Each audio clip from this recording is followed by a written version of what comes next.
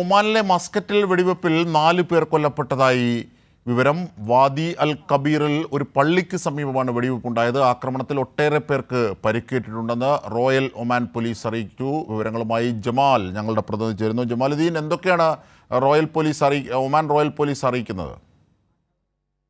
അജിംഷാദ്, ഒമാനിലെ വാദി അൽ കബീറിലെ പള്ളിക്ക് സമീപമാണ് വെടിവെപ്പുണ്ടായത്. ഇന്നലെ രാത്രിയായിരുന്നു സംഭവം.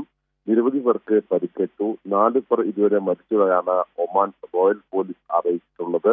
സ്ഥിതിഗതികൾ നിയന്ത്രണ വിധേയമാക്കിയിട്ടുണ്ടെന്നും അന്വേഷണം ആരംഭിച്ചതായും അധികൃതർ അറിയിച്ചിട്ടുണ്ട്.